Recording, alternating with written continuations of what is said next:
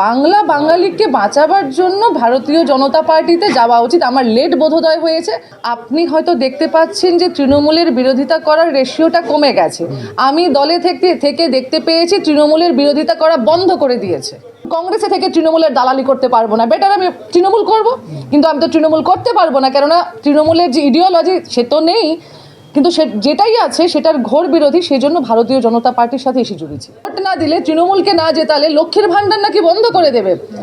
শওকত ফকতরা বলছে তো ওর বাপের সাধ্যি আছে, ওর বাবার সাধ্যি আছে এই প্রকল্প বন্ধ করাবার, সেই এলাকায় এই প্রকল্পের টাকা বন্ধ করাবার। এই এসআইআর হওয়ার প্রয়োজন ছিল, এটা হয়েছে, বেশ হয়েছে। ভুয়ো নাম, অবৈধ নাম, যা ছাপ্পা ভোট যা আছে, মৃত নাম, সেগুলো কাটা উচিত, এবং সেগুলো কাটলে অটোমেটিক্যালি তৃণমূলে ধস নামবে। তৃণমূল এইগুলোর ওপরই ইলেকশনটা জিতে আসছে। তৃণমূল ভাঙবে, তৃণমূলের সরকার থাকবে না। এই যে 15.5 বছরের অধ্যত্ব, সেটাকে বাংলার মানুষ নবান্নের 14 তলা থেকে টেনে হিঁচড়ে রাস্তায় চৌমাথায় নিয়ে আসবে। কংগ্রেস ছেড়ে বিজেপিতে কেননা কংগ্রেসে যে কয়েকটা জিনিসের ল্যাকিং দেখেছি এতগুলো বছর, কম তো বছর হলো না, almost going to be a decade. যে কয়েকটা জিনিসের ল্যাকিং দেখেছি, প্রথমত হচ্ছে কর্মীদেরকে যোগ্য সম্মান দেওয়া হয় না। সে বুথ লেভেল হোক বা অন্যান্য স্তরের কর্মীরা হোক, সম্মান দেওয়া হয় না। শুধু সেটা না, মহিলারা যদি তৃণমূলের দ্বারা আক্রান্ত হয়, সেই মহিলাদেরকে একটা মোরাল সাপোর্ট অবধি দেওয়া হয় না, যেটা আমার সাথে ঘটেছে। পঞ্চায়েত নির্বাচনের সময় আমার বাড়ির সামনের বুথে নিউ টাউনে যেভাবে তৃণমূলের লোকেরা মানুষদেরকে যেতে দিচ্ছিল না, পুলিশ সেখানে দাঁড়িয়ে দাঁড়িয়ে দেখছিল, এবং আমাকে যেভাবে আক্রমণ করা হলো তৃণমূলের পক্ষ থেকে, আমার দল থেকে একটা ফোন কল অবধি আমি পাইনি যে সন্দীপা আমরা তোমার সাথে আছি, তুমি লড়াইটা জারি রেখে যাও। লড়কি হুঁ লড় সকতি হুঁ তো বলে ওরা, কিন্তু লড়কিদেরকে কি করে, মহিলাদেরকে ঢাল নেই, তরোয়াল নেই, নিধিরাম সর্দার বানিয়ে মাঠে নামিয়ে দিয়ে তারপর আর ব্যাকআপটা দেয় না। আমি একজন এক্স মুখপাত্র ছিলাম, আমি তখন মুখপাত্র ছিলাম। আমার সাথে যদি আমার পেছনে আমার পার্টির একটা স্ট্যাম্প আছে, সাপোর্ট না, স্ট্যাম্প আছে, ভারতীয় জাতীয় কংগ্রেসের মুখপাত্র, প্রদেশের মুখপাত্র, আমার সাথে যদি তৃণমূল এহেন কাণ্ড করতে পারে, তাহলে ভাবুন বুথ লেভেলে যে মহিলারা কাজ করছে, মাঠে ময়দানে নেমে যে মহিলারা কাজ করছে কংগ্রেসের হয়ে, তাদের ওপর তৃণমূল কি আক্রমণ সানিয়ে আনতে পারে। সেক্ষেত্রে দেখা গেছে, আপনি দেখুন আজকে ভারতীয় জনতা পার্টিতে এই যে যেমন এখানে প্রিয়ন্তীরা আছে, কিভাবে মহিলাদেরকে সাপোর্ট করছে। যেরকমভাবে লকেট চ্যাটার্জি দেবী আছেন, অগ্নিমিত্রা পাল দিয়ে আছেন, শতরূপা দেওরা আছেন, কিভাবে মহিলাদেরকে সামনের সারিতে এগিয়ে নিয়ে আসছে। একজন মহিলাকে রাষ্ট্রপতি করলেন, যে মহিলা আবার দলিত শ্রেণীর সম্প্রদায়ের। তো আমার মনে হয়েছে যে মহিলাদের জন্য এবং বাংলা বাঙালিকে বাঁচাবার জন্য ভারতীয় জনতা পার্টিতে যাওয়া উচিত। আমার লেট বোধোদয় হয়েছে, কিন্তু ঈশ্বর মঙ্গল করুন এই বোধোদয়টা যেন বাংলার প্রত্যেকটা মানুষের হয়। আরেকটা জিনিস আমরা যেটা দেখছি যে অধিকদার সময় অধিকদার যতটা তৃণমূল কংগ্রেসের বিরুদ্ধে ভোকাল ছিলেন, এই রাজ্যে যেহেতু তৃণমূলও কংগ্রেসের বিরোধী জায়গাতেই রয়েছে, শুভঙ্করবাবু আসার পর সেটা নাকি অনেক কমে গেছে, এবং তৃণমূলের সঙ্গে নাকি সখ্যতা, কংগ্রেসের একটা আন্ডারস্ট্যান্ডিং এর সখ্যতা তৈরি হয়েছে। এটা কি সত্যি আপনি মনে করেন?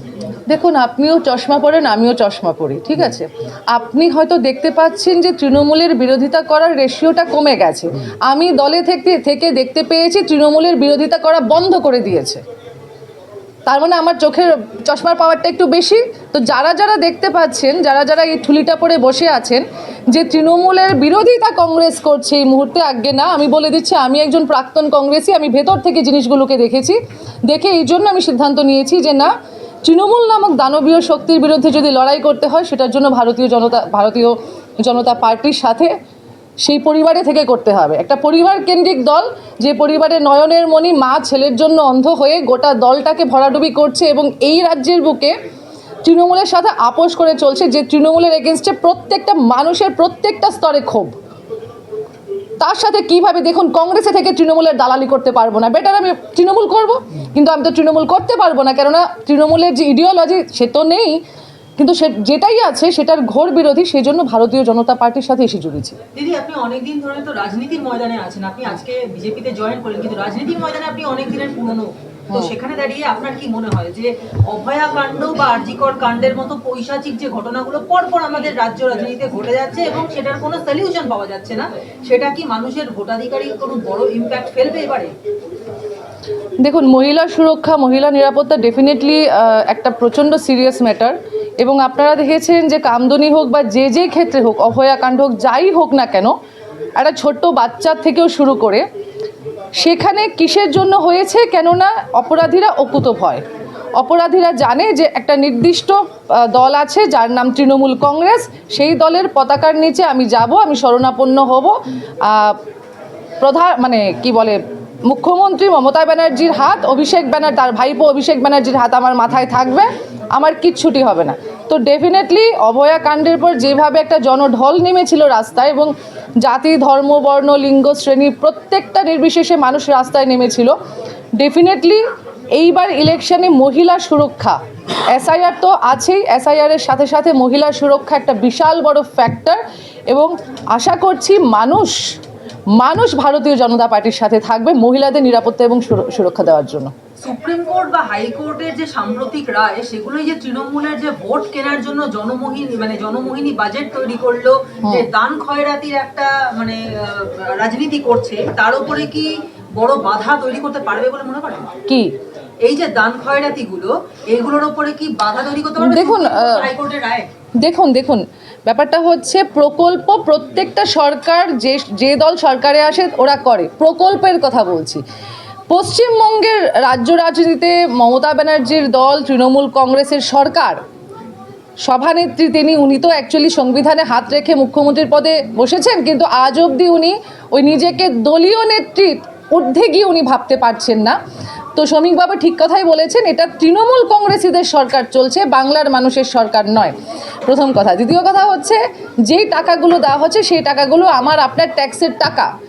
যেই টাকাগুলো দেওয়া হচ্ছে, একে তো রাজ্যে চাকরি নেই, যতটুকুই কর্মসংস্থান আছে সেখান থেকে তুলে দেওয়া হচ্ছে, রাজ্যে কোনো শিল্প নেই, শিল্প মানে রেভিনিউ থেকে আসে আবগারি দপ্তর মানুষকে ঢালাও মদ খাওয়াও, ঢালাও নেশা ভাঙ করাও, করে সেখান থেকে টাকা তোলো। তাহলে বলুন, এই যে আমার আপনার ট্যাক্সের টাকা দেওয়া হচ্ছে, প্লাস মার্কেটে এত কোটি কোটি টাকার ঋণ নিয়ে দিচ্ছে, এই জিনিসগুলো ডেফিনেটলি আজকে একটা নবজাতক যখন মায়ের পেট থেকে পৃথিবীর প্রথম আলোটা দেখছে, বাংলার বুকে বলছি, তার মাথায় কিন্তু 60 থেকে 65 থেকে 70 হাজার টাকার ঋণ বাই ডিফল্ট বাচ্চাটা নিয়ে আসছে। তো সেখানে দাঁড়িয়ে বলবো যে এই যে ভাতার ঢেলাগুলো দিচ্ছে, গোয়ায় গিয়ে আপনি বলছেন 6,000 টাকা মহিলাদের দেবেন। গোয়ার মহিলারা কি খুব তৃণমূলের নজরে খুব সুন্দরী তাই, আর বাংলার মহিলারা কুৎসিত তাই বাংলার মহিলাদেরকে 1500 আর 1700 টাকা কেন? বাংলার মহিলারা, এই মহিলারাই তো দিদিকে ভোট দিচ্ছেন, তাহলে এই বাংলার মহিলারা কি দোষটা করেছেন? আর আবার তৃণমূলের লোকেরা বলছে যে ভোট না দিলে, তৃণমূলকে না জেতালে লক্ষ্মীর ভাণ্ডার নাকি বন্ধ করে দেবে। শওকতরা বলছে তো ওর বাপের সাধ্যি আছে, ওর বাবার সাধ্যি আছে এই প্রকল্প বন্ধ করাবার, সেই এলাকায় এই প্রকল্পের টাকা বন্ধ করাবার। দেখি না কত জোর আছে। দিদি, আপনি যে নিউ টাউনে বাস করেন সেখান থেকে জঙ্গিরা ধরা পড়ছে, বলবেন এই বিষয়টাতে? আমরা আতঙ্কিত এবং তার সাথে লজ্জিত। আমরা আতঙ্কিত, কেননা জঙ্গি ধরা পড়ছে। জঙ্গি তো আর হিন্দু মুসলিম দেখে মারে না, সামনে যাকে পায় তাকেই মারে। সুতরাং রাজ্যের মানুষ, নিউ টাউন কেন, নিউ টাউনে দেখবেন ভাতের হাঁড়িতে যখন ভাতটা রান্না করা হয়, একটা ভাত টিপলে আমরা বুঝতে পারি ভাতটা হয়েছে কিনা।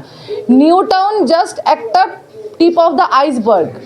গোটা রাজ্যেই এরকম লুকিয়ে আছে স্লিপার সেলরা, যেগুলো কেন্দ্রীয় সরকারের মদতে যেগুলোকে ধরা হচ্ছে।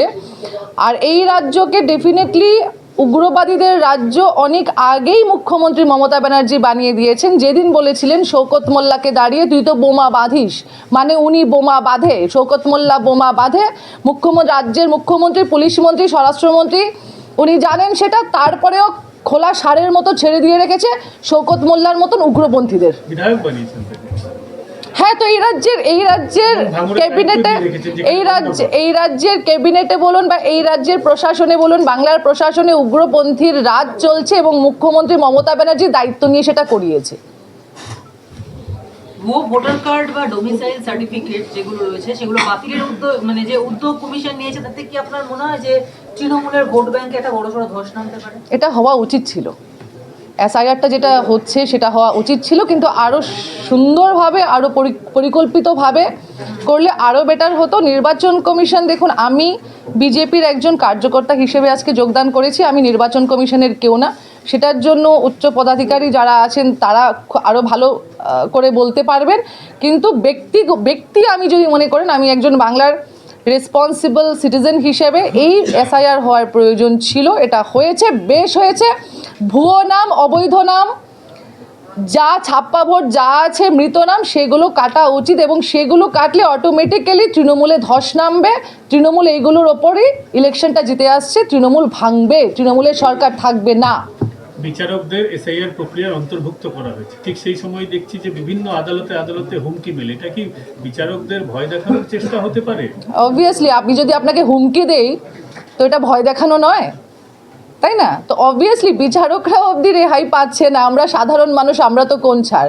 এবার আমি আশা করি যে এবার রাজ্যের মানুষ, বাংলার মানুষ বুঝতে পারবেন যে কোথায়, কোন জগতে, কোন রাজ্যে, কোন মহাজঙ্গল রাজে বাংলার মানুষ বসবাস করছেন, যেখানে যে জায়গায় আমরা যাই, আমাদের দুঃখ, কষ্ট, বেদনা, বা আমরা প্রতারিত হয়েছি আমাদের ন্যায়ের জন্য বিচার চাইতে, সেই বিচারকরা অবধি ইমেল পাচ্ছেন বা চিঠি পাচ্ছেন ধমকিপূর্ণ, তাহলে বুঝে নিন যে পশ্চিমবাংলার বুকে কি আদৌ একটা ডেমোক্রেটিক, একটা সিকিউরড সরকার চলছে, না পশ্চিমবঙ্গের বুকে মহাজঙ্গল রাজ চলছে, যেটা ক্রিয়েট করেছে মাননীয় মুখ্যমন্ত্রী মমতা ব্যানার্জি, যেটা লেগেসি এখন বহন করে চলেছে ওনার ভাইপো অভিষেক ব্যানার্জি। আপনার কি মনে হয় কোনো এই যে অধ্যত্বপূর্ণ আচরণ তৃণমূল কংগ্রেসের, যে বিচারকদেরও ছাড় দেওয়া হবে না, তাদেরকেও ভয় দেখানো হবে, সমাজের প্রত্যেক শ্রেণীকে ভয় দেখানো, এটার উদ্দেশ্য কি? তারা কি কোথাও ভয় পেয়েছে? এবার কি খুব চাপে আছে তারা?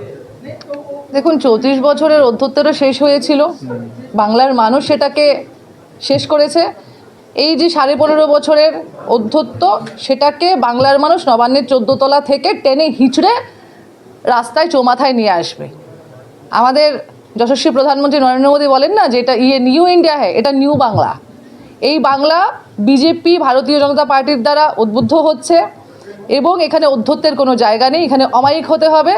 কিন্তু যারা এই কাণ্ডগুলো করছে, মহাজঙ্গল রাজ ক্রিয়েট করার সৃষ্টি করছে, তাদেরকে কিভাবে টাইট দেওয়া যায় সেটা বাংলার মানুষও জানে, এবং বাংলার মানুষের সাথে সাথে ভারতীয় জনতা পার্টিও জানে। শেষ প্রশ্ন, একেবারে শেষ প্রশ্ন, সেটা হচ্ছে ভোটের আগে দলবদল হয়, এটা অস্বাভাবিকতার কিছু নেই, কিন্তু কয়েকদিন আগে একজন জয়েন করলেন সিপিএম থেকে তৃণমূল কংগ্রেসে, প্রতিকুর রহমান, তিনি বারংবার অভিষেক বন্দ্যোপাধ্যায়ের বিরুদ্ধে বিষোদ্গার করেছিলেন, অথচ তার হাত ধরেই পতাকা নিলেন। তিনি বললেন কি বিজেপির বিরুদ্ধে লড়াই করার জন্য আমি তৃণমূলে গেছি। সিপিএম কি বিজেপির বিরুদ্ধে লড়াই করার জন্য ওনার এনাফ মনে হলো না? প্রথম প্রশ্ন। দ্বিতীয় প্রশ্ন হচ্ছে যে যাকে এতদিন গাল দিলেন তার হাত থেকে পতাকা নিলেন, কষ্ট হলো না বা খারাপ লাগলো না? আমি মনে করি প্রতিকুর পার্টি লাইনে কথা বলেছে, পার্টি লাইন তো থাকবেই, একটা পার্টি লাইনে কথা বলেছে। হ্যাঁ, এটা আশা করিনি যে প্রতিকুর যেরকম প্রতিভাবান ছেলে, আমাদের সমসাময়িক আমরা একসাথে রাজনীতিটা করেছি, আমি তখন কংগ্রেসে ছিলাম, ও সিপিআইএমে ছিল।